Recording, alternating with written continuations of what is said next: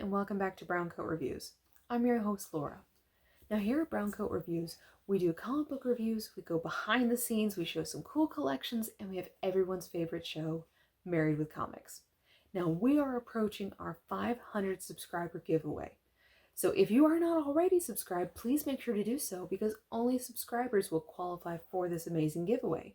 We're going to do one for just general subscribers, and we're going to do a separate giveaway for those who are participating and active in our community. So we love hearing from you all. We love hearing your feedback, so please make sure to comment on these videos because you will qualify for something amazing, and trust me, it'll be worth the amazing feedback and time that you've given us. Now, today I wanted to talk to you about a unique title. About a month or two ago, I had posted on a couple different Facebook communities and asked, what was the one title or series that you have always been looking for years and you've never been able to find it? And you know the second you see it, it's yours. I read through a lot of the comments, found some amazing series that now I've got to go check out, and heard about a lot of key issues that I completely agree. It'd be amazing to see those out in the wild. Well, eventually I posted my comment, and my comment was a series written by Zenescope.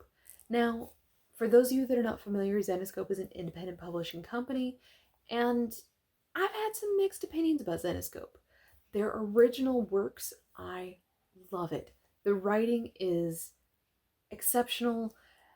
They do an amazing job of kind of taking an original story and just twisting and turning it and making it so much more enjoyable. But some of the later stuff has focused more on the art and less on the story, which anytime you do that, you start losing me as a reader. So, the series that I've always been on the lookout for is one of those original series that they released back in 2006, but they did a very small print run. They released a hardcover, and they've only done one print run. They can't release anymore because in order to re-release it, they would have to buy the film rights again. That's right. So, the series that I'm talking about is Seven. Now, this is not my copy. I wish I could take credit for it and be so proud to show you all my copy of Seven, but it's not mine. Because as soon as I gave my description of the series that I was dying to read and I've been keeping an eye out for, and I was so excited because it is one of the earlier collaborations between the two co-founders of Zenescope, Joe Bruscia and Ralph Tedesco, and how I'd actually talked to the owners, and they both said that they loved that series, but they couldn't afford to pay for it again, so it would never be reprinted. Well, my friend Chris was so intrigued by this that he went up on eBay and he started his search and he found a copy of the hardcover that I've been looking for, and he grabbed it. I was incredibly jealous. I won't deny it in the least, but Chris was amazing enough to let me borrow it to show you all and to let me read it so that way I can give you a decent review of whether it lived up to my expectations of waiting a very long time to finally get to read this title. Now, for those of you that are not aware, Seven is a very famous movie with Brad Pitt, Morgan Freeman, and Gwyneth Paltrow. It was released back in the 90s. The original concept was a murderer who is killing people that are inspired by the 7 deadly sins. So, 7 murders, 7 deadly sins. So, the comic book has 7 issues, each one of the 7 focusing on the 7 deadly sins. Now, this is not meant to be a prequel. It's not meant to be a sequel. It is meant to be read together and go as a companion with the original movie. So the movie, of course, we focus more on Brad Pitt and Morgan Freeman as the police officers trying to find John Doe, who we find out later is Kevin Spacey's character, who is the murderer of these 7 different individuals. So what they did with this series is Zenescope decided to talk more from the perspective of the killer. So it's almost as though Kevin Spacey is the one talking and giving us that insight into the victims that he's choosing, why he chooses them, some of his own personal history of how he got to this point of becoming a killer, what was his inspiration, and it's fascinating. Absolutely fascinating. Couple quick things. Now, beyond the fact that this cover, I love that, the artwork is done by David Seaton. So the artwork itself is different in each one. So some of the interior artists are a little different. So that this is Greed. Here's Sloth. Sloth is meant to be sort of that impressionistic pictures. We jump over to Lust. We've got a different flashback type of artwork. Pride has a different set of artwork. As I said, each one sort of has different interiors, but the overall cover art and theme that they're sort of giving this series is like it's definitely more like impressionistic. It's unique. But then again, the mind of the killer is meant to be unique. So it's just meant to sort of draw you in. So that's their version of Kevin Spacey. Very cool. And it is meant to be a little distorted. So that's some of the other art. It's because we're dealing with the perspective of a killer, and we know that their perception's just a little bit off. It's why the art kind of fits. Yes, the fact that the art kind of changes from issue to issue, some people may find that a little distracting. For me, I didn't, because it's still kind of kept with an overall theme of the artwork. I still really enjoyed it. Now, one thing I had to share with you all, because you know I'm a stickler for writing. Now, I did mention Joe Berger and Ralph Tedesco. They are definitely the creators behind the series. They get credit on some of the individual issues, but they did do the writing on the Greed issue. However, they also worked with Raven Gregory. Raven Gregory has done some of the writing for their Grimm Fairy Tale series, Wonderland. He's definitely one of those writers that I kind of keep an eye out for. When he's just really in his element, he does an amazing job of writing. I wanted to read you the very first page of the very first issue.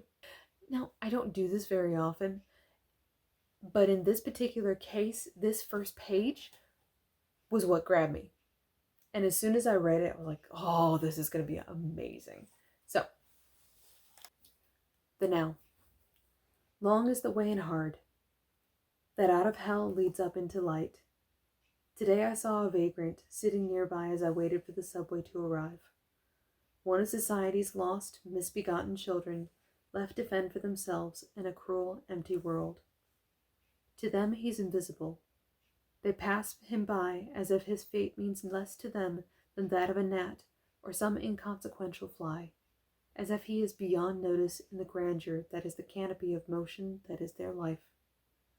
Or if visible, some inky spot smeared across the blank canvas of mass consciousness, a messy stain on society's perpetual facade of white bleached perfection that feigns ignorance of its presence and justifies its existence by rewarding it with absence and apathy.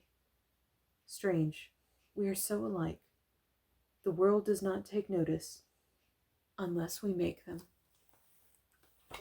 And I love that in the final sequence of Unless We Make Them, we have the character of Sloth saying, help me.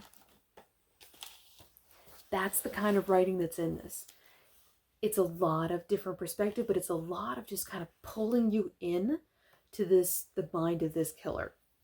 A couple little quick things I want to share with you all about how they made this even more unique. Now, in the movie, there's a scene where, they kind of find the killer's lair and they find these 2,000 notebooks. And Morgan Freeman starts reading aloud from some of them. And you see some of these pages that have, scribblings. Some things are X'd out, some things are written on. It's in the killer's hand. And what they did is they recreated that in the comic book. So each one of the issues has this, and the cover page for each issue appears like one of those notebooks. One of the interesting things about those sections, so you will hear a lot of ramblings. You'll hear some biblical quotes. You'll see some Milton quotes from Paradise Lost. It's a little bit of everything, and it's kind of meant to be this big jargled mass that gives you an idea of the mind of the killer, but isn't always meant to make a lot of sense. That's okay. The other thing that I thought that was really cool, so I love the cover on this. It's a dust jacket, as we know, for a hardcover. But when I started reading the book, I was holding it on open, and then I saw on this little section, I saw a smudge. And I realized it was my fingerprints. And I was so nervous because I'm like, oh my God, have I hurt Chris's book?